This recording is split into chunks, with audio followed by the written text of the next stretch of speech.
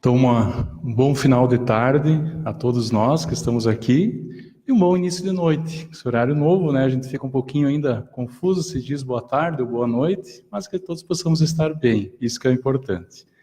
Bem amparados, bem envolvidos pela espiritualidade para a reflexão da noite de hoje.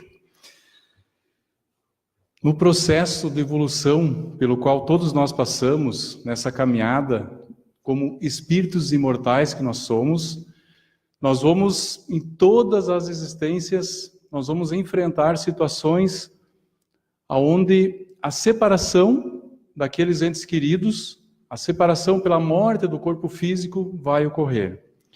São sempre processos dolorosos, processos difíceis nessa caminhada, mas que obedecem um caminho natural da vida humana. Natural no sentido porque todos nós passamos aqui um ciclo, um tempo da existência humana. Principalmente se a gente for analisando a dificuldade para aquele que passa por um momento de separação do ente querido, quando esse processo não é natural. Como que é o natural que eu me refiro? Nós somos acostumados, isso é lógico, no entendimento de cada um, que, por exemplo, eu, na minha idade, eu talvez vá acompanhar o desencarne dos meus bisavós, dos meus avós, aonde eles vão chegando numa idade, né, bem avançada, quem sabe alguns vão chegar aos 90 e poucos anos, a vida vai aos poucos diminuindo a sua intensidade, fluido vital, e você vai vendo que a pessoa está aos poucos, né, passando por aquele momento final da sua existência. Então, nesse sentido, o nosso ato de pensar no psicológico, no entendimento, na aceitação, é um processo natural, porque você sabe que ninguém vai avançar muito além dessas idades. Então, ele acaba sendo mais bem aceito nesse processo. E aí nós vamos vendo, então, alguns têm o privilégio de acompanhar, de conviver com seus bisavós ainda, né? Com seus avós.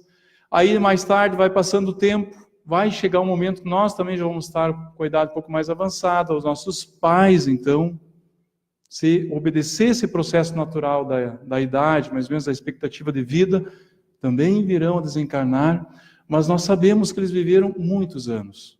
E chegará um momento nosso, dos nossos irmãos, de amigos também, aonde então aí os nossos filhos estarão acompanhando o nosso processo de desencarne e separação.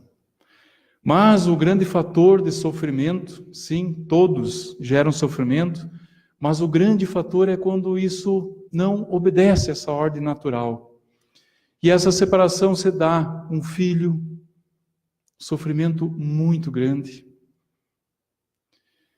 Um jovem, seja um irmão, seja, né, um parente próximo, um amigo, que você sabe que teria muitos anos pela frente ainda, toda a sua vida, e ocorre o desencarne. Alguém que está na meia-idade, teria ainda talvez 30, 40, 50 anos. E também esse processo ocorre. E isso gera um sofrimento muito grande. Emmanuel, ele nos diz numa bela mensagem, através de Chico Xavier, que nenhum sofrimento na terra será talvez comparável ao daquele coração que se debruça sobre outro coração relegado e querido, que o ataúde transporta para o grande silêncio. E aí ele vem falando na mensagem, dizem vocês, ele diz, aqueles que já viram um filho sem vida, que viram muitas vezes o marido ali, a esposa, sem mais estender a mão, sem mais fazer o carinho, um amigo querido, um irmão, um pai, uma mãe que abençoava, que cuidava. Todo sofrimento, nesse sentido, é aceitável e nós entendemos como uma dor justa. Mas o que precisamos, e para isso foi buscada essa reflexão na noite de hoje, nesse início de noite, o que precisamos entender é que não é boa, não é recomendável e não faz bem para nós, espíritos, e nem para aqueles que partiram para o plano espiritual, um sofrimento sem controle, uma não aceitação, uma revolta contra Deus e contra a vida. Principalmente porque nós precisamos compreender que o que nós sentimos aqui, o que nós pensamos aqui, nós também enviamos de alguma forma, e eles, aqueles que nós chamamos de mortos, mas na verdade não estão mortos, estão mais vivos, podemos assim dizer até do que nós, porque a vida real é a vida espiritual, todos estamos aqui por um tempo de passagem, e esses pensamentos e sentimentos que sentimos chegam até eles sim, em formas de ondas, de vibrações, aonde eles sentem e percebem também o que sentimos. Então, quando há uma revolta, uma não aceitação, um sofrimento muito grande, eles também vão sentir. E algumas situações, porque isso abre um leque muito grande de entendimento e de vivências e de realidades espirituais, lá no outro lado, no mundo espiritual, talvez eles também não estejam muito bem ainda. Porque para eles também é importante aceitar que a vida, talvez os seus projetos de vida, seus sonhos, as pessoas que aqui ficaram aqui. E é uma nova etapa da sua existência, esse retorno ao mundo espiritual. Então há sim um momento também para eles de aceitação, de readaptação. E Emmanuel, na sequência dessa mensagem, ele vai explicando que eles também sentem isso.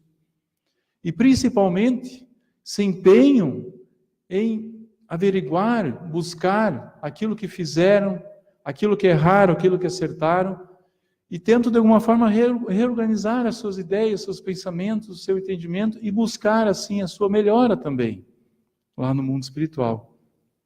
E toda vez que chega essa revolta, chegam esses sentimentos, também afeta muito a eles.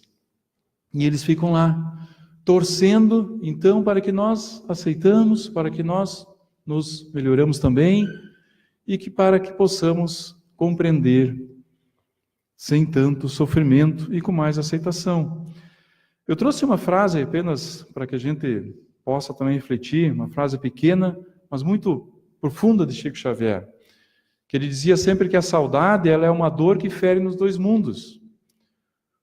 Porque esses espíritos, essas pessoas, como nós, um dia também vamos retornar ao mundo espiritual, que hoje estão lá no outro plano, eles continuam vivendo da mesma forma como nós vivemos, sentindo, pensando, guardando em si as suas emoções, as suas lembranças, o carinho, o amor, o afeto por aqueles que aqui ficaram no mundo físico. Então essa saudade também ela está lá presente nos corações deles, nos sentimentos, nas emoções deles. E quando não há essa aceitação, quando há essa revolta, há então sim sofrimento, com certeza uma saudade mais, com um sentimento mais intenso de dor que ambos vão sentir. Mas aí então, nós vamos buscar algum exemplo, algum entendimento para que a gente possa aprofundar o tema. E eu vou buscar então um pedacinho, uma fala muito marcante de uma mãe que perdeu no sentido da separação, porque nós não perdemos a ninguém. Todos nós nos reencontraremos um dia, mas ela então perdeu, no momento, na separação, 2 filhos. O nome dela é Célia Diniz, e ela disse que só existe algo mais marcante que perder um filho. Talvez há pessoas aqui que aconteceu isso. Eu não sei como que é o sofrimento, mas a ciência diz que é o sofrimento maior que o ser humano pode sentir é separar-se, perder um filho.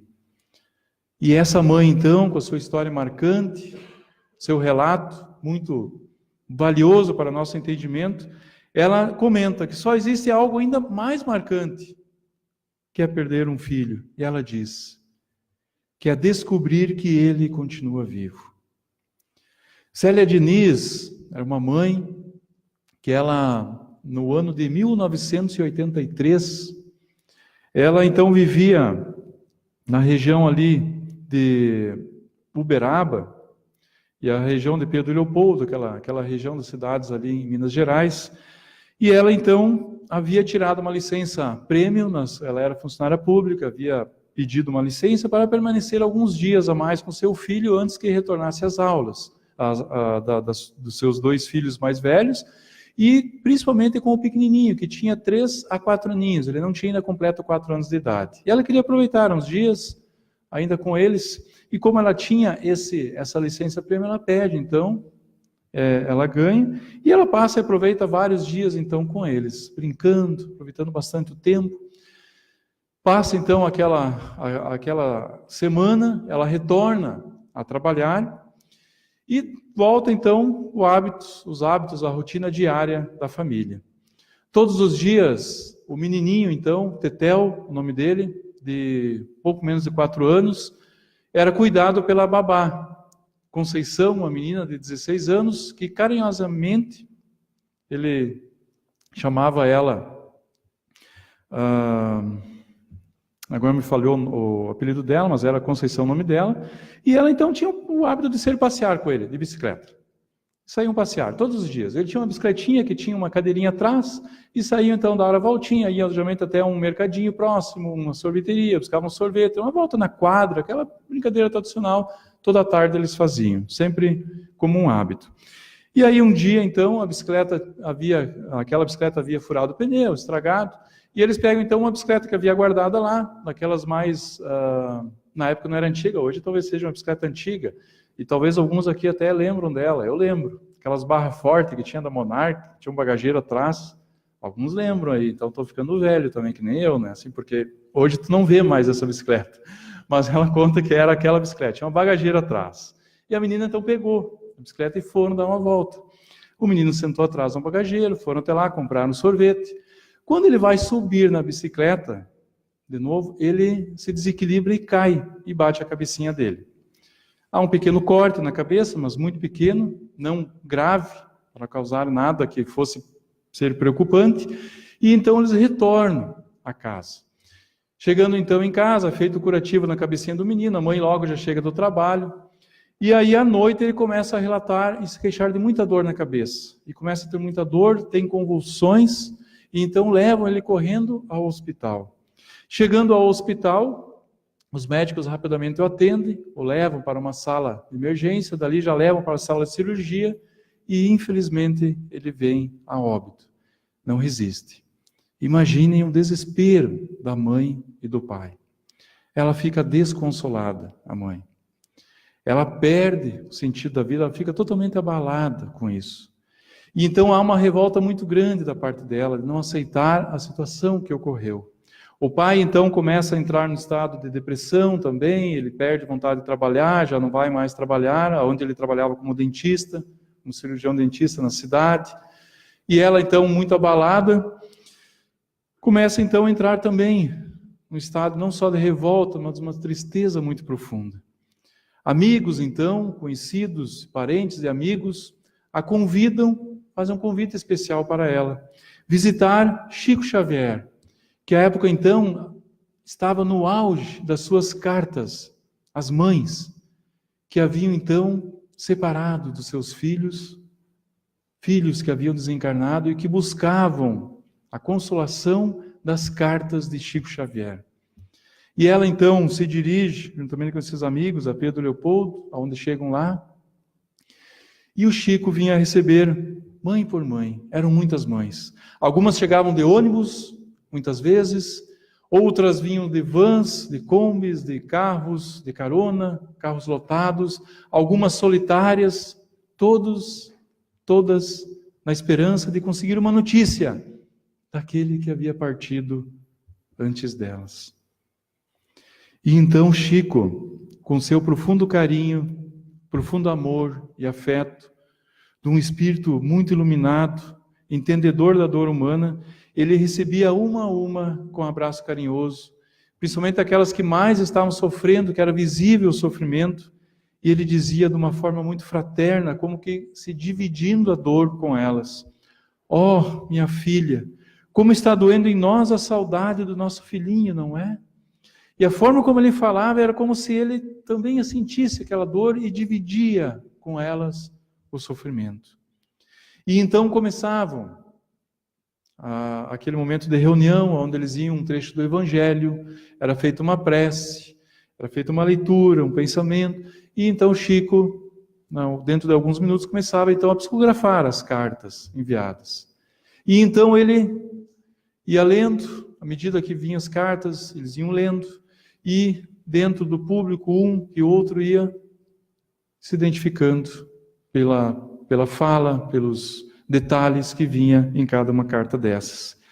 Ela teve em várias reuniões, até que numa delas vem a carta do Tetel, muito emocionante, que eu vou ler ela na íntegra, porque eu não quero comentá-la para que não perca nenhum detalhe precioso e belo das palavras consoladoras a uma mãe que sofre muito. Essa é uma foto do menino, à época então, do acidente. E então, quando veio a carta, eu imagino a emoção, né? Chico lendo a carta e a mãe sentada no público. E a carta dizia assim: querido papai Aguinaldo e querida mamãe Célia, com vovó Lia, sou eu, o Tetel. Estou aqui com meu avô Lico e com minha tia Gilda. Vovô me auxilia a escrever, porque estou aprendendo. Estou vendo tia Lé e nosso amigo Sérgio, e vovô me diz que um menino educado não deve esquecer os amigos. Papai Aguinaldo e mamãe Célia, venho pedir para que não chorarem mais tanto por mim. Mamãe, eu já estava doente quando falava e brincava com a Cota, que era então, carinhosamente, como ele chamava a sua babá Conceição. Depois, bati com a cabeça no chão, mas fiquei forte. Mas a cabeça ficou pesada, e você lembra a noite em que chorei com a cabeça doendo. Via que papai ficou assustado, e depois lembro-me que saí carregado do quarto. Depois nada mais vi, ficou tudo tão escuro. Depois ouvi papai me chamar, meu filho, meu filho. Quis responder, mas não consegui, acho que dormi muito. Quando acordei, estava perto de mim a moça que me pedia para não chorar e chamar a ela minha tia Gilda. Depois, o vovô Lico veio ao lugar onde eu estava e comecei a chorar, pedindo a ele para me levar para casa. Ele me abraçou e me disse: Rangel, você não é um rapaz da moleza. Não chore assim, pois estamos em casa. Procurei obedecer, mas estava com muita saudade de Aguinaldinho e Mariana, seus irmãos. Do papai e da mamãe, da Cota, da vovó Lia, do vovô Dite, da vovó Dite, do vovô Totone, da tia Lé, do tio Neca e da tia Maria. Mas não queria falar nisso porque o meu avô e a minha tia se mostravam tão bons para mim. Muitos dias se passaram e vovó Lico me levou lá em casa. Papai, você estava pensando por que não me havia levado nos passeios com meus irmãozinhos e chorava. Expliquei que era muito doente e que você e mamãe não podiam sair sempre comigo. Não chore mais, meu pai. Pensando que eu ficava triste, eu ficava sempre alegre te esperando. Aqui, vovô Lico me disse que eu não fui para a nossa casa para ficar muito tempo e que minha cabeça não me permitia passear muito. Estou dizendo isso para o papai e a mamãe não ficar preocupados. Papai Aguinaldo, o vovô Lico pede para você não desanimar com o serviço e não deixe a tia Berta desmarcar as consultas. Papai, se eu estivesse aí com a boca doente, você me trataria, pois os meninos e a gente grande que o procuram, conforme penso hoje, são como eu mesmo. Já vi você falando com a vovó Dita que está desanimado. Não fique assim. Eu estou vivo e vou crescer. Estou aprendendo a escrever só para dizer ao seu carinho e ao carinho da mamãe que não morri. Vou aprender muitas coisas e muitas lições para saber escrever melhor. Mas já estou mais adiantado do que Mariana e creio que Aguinaldinho ficará satisfeito. Papai e mamãe, vovó Lia e tia Lé, não posso escrever mais, porque fiquei cansado de fazer letrinhas. Mas quando eu puder, voltarei. Estou com muitas saudades, e isso vovô Lico me diz que posso escrever. Muitos abraços para os meus irmãos e digam a eles que o Tetel não desapareceu. Mamãe Célia, estou feliz com a fé que as suas preces me oferecem. Papai Aguinaldo, peço para que o seu coração esteja sorrindo. Vovó Lia abraçará todos por mim. E para meu pai e minha mãezinha, muitos beijos do filho que lhes pede a benção. Tetel. Então, uma carta emocionante, trazendo detalhes preciosos de quem não conhecia aquela mãe.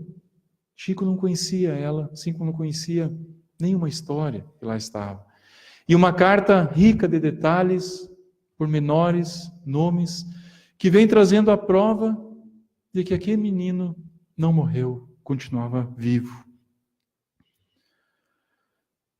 Diz Célia Diniz, então, consolada e mudando completamente a sua história de vida depois do acontecido, ela diz que a gente aprende o que é o verdadeiro amor quando nossos filhos voltam para casa antes de nós. Ela diz, passam-se alguns anos, cerca de 12 anos, se não estou enganado, e ela novamente passa pela experiência de separar-se de um filho. A sua filha Mariana, com 26 anos, então, se acidenta e acaba também desencarnando. Imagina o sofrimento. E ela diz que o mesmo amor que me fazia sentir tanta saudade, sofrer tanto, era o amor que me fazia soerguer, levantar, levar a vida em frente, porque eu sabia que a morte não mata o amor que nos une aos nossos filhos.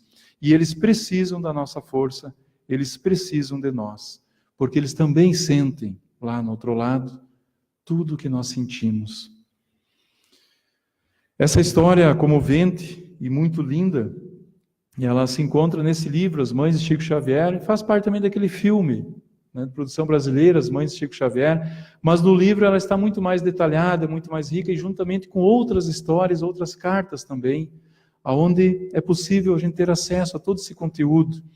Eu acredito que é um livro que deve ter na nossa biblioteca, e alguns anos atrás ele fez parte do Clube do Livro, onde sempre vem livros muito bons para leitura. Como foi anunciado no início, né, já há livros novos disponíveis agora no mês de novembro, sempre cada mês com alguma temática. E esse em especial é um livro que eu guardo com carinho, porque ele tem muita história, histórias consoladoras, que nos ajudam muito nesse sentido. A dor só acontece na nossa vida para nos ensinar alguma coisa. Ninguém sofre um minuto a mais que a sua necessidade de aprender algo, diz Célia Diniz. É um pensamento que eu vou pegar esse gancho, essa colocação dela, do pensamento dela, para buscar um entendimento. Que nós muitas vezes vamos analisar assim, tudo bem. Alguém passou anos, né? 50, 60, 70, 80, 90 anos, chegou o momento, desencarnou. É um processo. Mas uma criança pequena, às vezes de meses, 1, 2, 3, 4, 5 aninhos, por que sofrimento? O que fez para sofrer? O que fez para marcar tanto aquela família? E nós precisamos compreender isso para que não haja a revolta em nós. Dizem os espíritos superiores, no Livro dos Espíritos, a Kardec, que nesses casos, em muitas situações, quando uma criança desencarna, a grande maioria é uma situação de provação, sim, para os pais que ficam. E nós precisamos, sim, entender, e isso nós temos que compreender para poder aceitar essas situações que a vida nos traz. Porque a vida sempre quer nos ensinar algo. Que nós somos espíritos imortais, estamos numa longa jornada evolutiva. Essa existência que começou com o nosso nascimento aqui, ela não começou ali, a existência do espírito, e sim apenas a do corpo físico. Nós somos espíritos que já vivemos e revivemos muitas vezes. Só que toda vez, antes de nós nascermos, nós passamos por um planejamento reencarnatório. Um momento onde é planejada a nossa nova existência. Ali, então, espíritos superiores mais capacitados, mais preparados, que nos conhecem de longa data, conhecem a nossa história, conhecem os nossos defeitos, aquilo que nós precisamos melhorar e que nós falhamos nas existências passadas, também têm acesso e conhecem as nossas virtudes e qualidades, ajudam nesse planejamento. Então são elaboradas, planejadas as novas famílias, qual família nós iremos vir nascer, o porquê iremos nascer naquela família, naquela condição social, naquelas dificuldades na existência.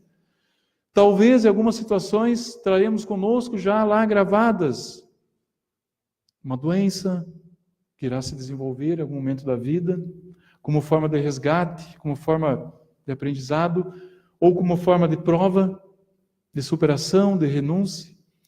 Traremos talvez já também dificuldades no caminho que enfrentaremos.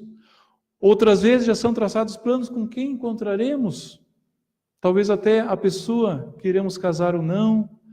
Até os filhos, antes mesmo de nascermos, muitas vezes já estão planejados quem nos serão nossos filhos. Espíritos amigos, simpáticos, que temos profundo carinho. Outras vezes espíritos que tivemos dificuldades em existências passadas e que precisamos sim, através do amor de pai, de mãe, de irmãos, de amigos, de filhos, aprender a amar, a perdoar, a conviver num amor incondicional. E nesse planejamento também está o tempo em que ficaremos aqui. Então isso quer dizer uma coisa, que cada um de nós aqui sentado hoje está numa fila. Cada um de nós aqui sentado hoje tem mais ou menos um tempo que ficaremos aqui. Eu não sei se eu vou primeiro, se um de vocês vai primeiro, mas nós estamos numa fila, é um processo natural no ciclo da vida. Se nós entendermos que nós estamos aqui por um momento para justamente aprender com o que a vida nos traz, porque precisamos evoluir, nós vamos compreender que esse tempo que nós ficamos aqui, ele é o suficiente para o nosso aprendizado. Deixa, sim, com certeza, as marcas profundas da dor, da separação, da partida, mas quando não há um entendimento de que a vida continua, que nos reencontraremos, com certeza essa dor será mais imensa. Mas quando nós entendemos que é por um momento que há essa separação, que esse ser continua muito bem, continua mais vivo, amparado por espíritos amigos, familiares, queridos, por aqueles até mesmo que muitas vezes planejaram a sua existência também, e lá estão eles retornando. Aqui nós nos despedindo, com lágrimas, com sofrimento, mas lá outros comemorando a volta, o retorno, com saudade também, porque essa nossa família é muito grande. Nós imaginamos que a nossa família, aqueles que amamos, são apenas aqueles que estão aqui, mas há muitos no outro lado, que nos cuidam, que nos querem bem, que já convivemos, nos encontramos e desencontramos muitas vezes, mas que guardam um profundo carinho por cada um. Então, quando há aqui sim uma despedida, há uma chegada no outro lado. É a continuidade da vida imortal, de espíritos imortais que somos. E então passamos a entender a dor como um processo da evolução. Mas por que necessária ainda a dor? Porque muitas vezes nós vamos apenas aprender situações com dificuldade, com a dor. Infelizmente. Há muitos processos que, infelizmente, o espírito, talvez por estar ainda preso a pensamentos, a atitudes, a hábitos, a situações, ele precisa sim ser empurrado ou arrastado por esse processo para que venha aprender. Mas, sim, nós todos aprendemos. E um dia não haverá mais dor, não haverá mais sofrimento, não haverá mais as partidas, não haverá mais as separações. Mas enquanto isso, precisamos sim ainda ir passando por esse processo. No livro Entrega-te a Deus, pelo Espírito Joana de Ângeles, através da mediunidade de Divaldo Franco, a mentora nos diz ali assim que, consciente da própria responsabilidade, o indivíduo compreende que todas as circunstâncias com que se depara na vida fazem parte desse programa a que se encontra vinculado, sabendo administrar as boas como aquelas que parecem afligentes, de dor e sofrimento. E nós precisamos ter essa consciência de que a nossa vida foi planejada.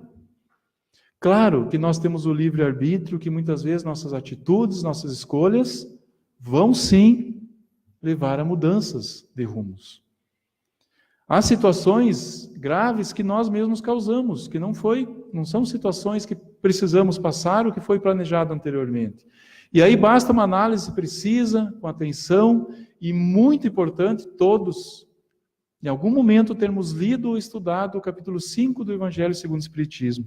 Causas atuais das aflições e causas anteriores às aflições. E ali, claramente, Kardec vem então nos explicando, todo dentro de um raciocínio lógico e preciso, que nós precisamos sim, quando vem a dificuldade, o sofrimento, parar e analisar por que estamos passando por aquilo. Porque em muitas situações, se nós analisarmos com calma, com serenidade, deixando o orgulho de lado, nós vamos perceber que nós estamos naquela situação, passando por aquela dificuldade, porque nossas escolhas lá atrás nos levaram a este caminho. Porque decidimos muitas vezes optar por aquele caminho. E ali ele vem relatando quantas relações, no âmbito das emoções, dos relacionamentos que não dão certo. Porque a pessoa ou ela ficou com a outra, no caso, consorciou-se, casou-se com a outra pessoa, por interesse, pela beleza da pessoa apenas, ou talvez por algum interesse a mais, material, sei lá, em algum sentido assim, e que o amor, o coração não estava envolvido.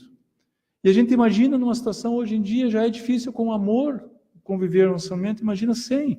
Então há aquelas situações de separações, e algumas vezes conflituosas, difíceis. Há situações que a pessoa muitas vezes, perdeu o emprego, está agora numa situação muito delicada. Mas aí ela vai analisar que lá atrás, muitas vezes ela tinha um emprego estável, muito bem numa empresa, mas, por uma decisão dela, ela decidiu arriscar, trocar de trabalho. A proposta era melhor, era mais desafiadora, exigia um pouco mais, mas era mais rentável, e ela então decide trocar.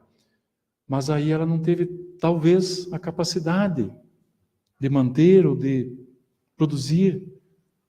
E a empresa admitiu. A escolha foi dela.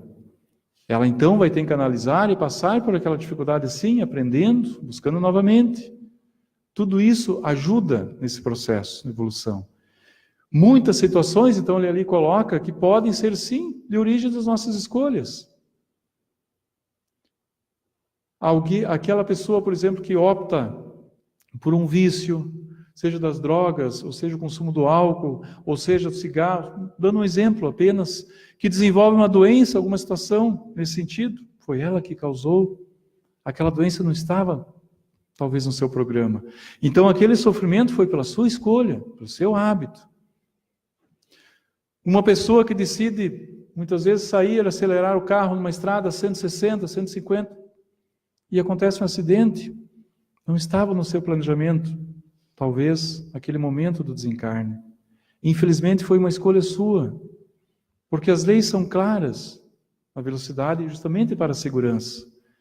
E muitas outras situações que nós, por vezes, antecipamos, por vezes nós causamos o retorno ao mundo espiritual, infelizmente, antes do tempo, o que também gera muito sofrimento e muita angústia não só para o espírito que parte, mas também para aquela família, aqueles que amam que aqui ficam. Em várias situações nós escolhemos. E chegamos naquele ponto, naquele momento, pelas nossas escolhas. Mas também Kardec vem ali colocando no capítulo 5 do Evangelho as causas anteriores. São aquelas causas que nós simplesmente, por mais que fizemos tudo certo, cuidamos da saúde, somos regrados na questão do alimento, cuidamos, nos movimentamos, praticamos exercícios, não somos pessoas que guardamos mágoas, que guardamos ódio, são pessoas boas, no sentido apenas do entendimento, onde eu quero fazer a colocação, e aí de repente gera uma doença, um câncer, um tumor, seja a doença que for, e a pessoa vai passar por aquilo. Outro muitas vezes pega o carro com a família, toda a segurança, todo mundo com cinto, cuidados, andando na estrada dentro dos limites da velocidade, com todo cuidado, e vem alguém embriagado e causa um acidente e desencarna. Um membro da família, ou às vezes até a família inteira. causas anteriores do sofrimento. Por mais que você faça tudo certo, o sofrimento vem igual. E aí há o entendimento, sim, que realmente aquilo talvez estava planejado acontecer de alguma forma, aquela provação, aquela situação. Seja numa forma de expiação, seja numa forma de provação. E aí nós precisamos entender o que é expiação e o que é provação, apenas para terminar o raciocínio e essa colocação. Toda vez que nós passamos por uma situação aonde nós passamos por ela com aceitação, sem revolta, passando às vezes por uma situação difícil, mas confiante em Deus de que tudo dará certo e que vamos sim conseguir e que nós não estamos sendo justiçados, nós precisamos sim aprender, então vamos passando sem aquela revolta típica. Nós com certeza estamos passando por um momento de provação. Talvez até sabíamos, lá no mundo espiritual, já antes de reencarnarmos, no planejamento, pelo que passaríamos. Pedimos, às vezes, até para passar por aquela situação, para que sim provássemos que já superamos a revolta em nós, que já conseguimos sim aceitar, que conseguimos aprender e dar o exemplo até para outros que passam. Apenas trazendo assim, rapidamente, um exemplo para entendimento. Mas aí, ao contrário, a expiação, ela é aquele tipo de pagamento de débito. Chegou a fatura do cartão e você tem que pagar. Não tem como prorrogar. Então, são aquelas situações que a pessoa passa por um momento, que vem aquela dificuldade, e há uma revolta muito grande, a pessoa não aceita. Ela não aceita a situação, ela não aceita, ela se rebela, se revolta contra Deus, se revolta contra a vida, contra o outro, tenta achar o culpado e ela não há aquela aceitação, há aquele sofrimento muito intenso e grande. No geral, em grande maioria, pode ser um processo de expiação, onde essa causa anterior, justamente ela está lá atrás. Em algo que foi gerado, que foi feito, e a lei de ação e reação, de causa e efeito, trouxe para ser aqui, na frente, recolhida. Para que haja, sim, o aprendizado. Também, com aquilo que causamos, agora então nós recolhemos, aprendendo o que causamos a dor e sofrimento a outro, ou enfim, quando saímos fora das leis divinas de equilíbrio. E passamos então a compreender, se nós tivermos essa consciência, que sim, todos, nenhum de nós é na vida injustiçado, mesmo quando passa por um momento difícil da separação de alguém. E então, na questão 936 do Livro dos Espíritos, falando ainda sobre a revolta e a não aceitação, Kardec pergunta aos espíritos superiores de que maneira as dores inconsoláveis dos que ficaram na Terra afetam os espíritos desencarnados que os provocam. E os espíritos então respondem a Kardec que o espírito é sensível à lembrança e às saudades daqueles que amou na Terra, mas uma dor incessante e fora de propósito o afeta penosamente, porque ele vê nessa dor excessiva falta de fé no futuro e de confiança em Deus, e por conseguinte, um obstáculo ao progresso e talvez ao reencontro com os que ficaram. Porque se a revolta for muito grande, talvez até vá demorar para se reencontrarem nesse processo. Ainda na questão 160 também, uma questão que eu achei importante trazer, Kardec pergunta ali, o espírito encontra imediatamente aqueles que conheceu na Terra e que morreram antes dele? Porque um dos grandes fatores de sofrimento, né, quem já perdeu um ente querido, próximo, eu já passei pela experiência também, e com certeza todos aqui já passaram, ou ainda talvez vão passar, é saber, meu Deus, o que vai ser dele agora, onde ele está, o que vai acontecer com ele? Sofreu, não está sofrendo, morreu, simplesmente esgotou, terminou, o que houve? E aí então, Kardec faz essa pergunta, e a resposta consoladora diz assim, sim, conforme a afeição que tinha por eles e o afeto que lhes consagrava, quase sempre eles o vêm receber na sua volta ao mundo dos espíritos, e o ajudam a libertar-se das faixas da matéria. Encontra-se também com muitos que conheceu e perdeu de vista durante sua vida na Terra. Todos são amparados de alguma forma. Então, como falamos antes, aqui há a despedida e lá a chegada. Então eles não estão desamparados. Dentro disso então, dentro dessa reflexão, chegando então na parte final para nosso entendimento, eu trouxe uma mensagem um pouco reduzida, mas que a gente consiga também absorver um pouco de entendimento e de consolo nela, do livro Sândalo, no capítulo 26, e diz assim: eles prosseguem vivendo. Por maior que seja sua dor, não se desespere diante da partida daqueles entes amados que lhe precederam na grande viagem, pois, na verdade, a morte não existe. Um dia, mais cedo ou mais tarde, todos nós nos encontraremos na grandeza da vida imortal. Por isso, aceite com serenidade os desígnios de Deus e tenha certeza de que eles, os chamados mortos, prosseguem vivendo e esperando por você. Procure esforçar-se para encontrar resignação, pois o amor vence qualquer distância, por maior que seja. Não pense mais em termos de adeus, mas sim de até logo. E se quiser homenageá-los, ore muito por eles e dedique também algumas horas do seu tempo em benefício dos que mais necessitam de amparo. Em outra dimensão da vida, sentir-se-ão felizes e ditosos ao perceberem seus esforços no aprimoramento e na renovação pessoal.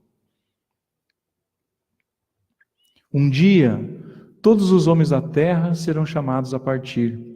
Pense nesta viagem, procure preparar-se para ela e aquiete, o quanto possa, o seu coração. Assim enfrentará em paz a partida de seus amados. Hoje são eles, amanhã inevitavelmente será você. Todos nós um dia aqui deixaremos seres amados, partiremos também.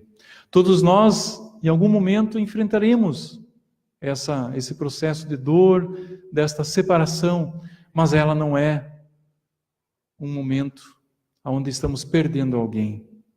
Nós estamos vendo alguém viajar, partir, e que uma coisa é certa, o reencontro. Toda vez que esse sofrimento chegar e abalar as nossas emoções, os nossos pensamentos, trazendo então toda uma amargura no sofrimento, lembramos que eles continuam a viver.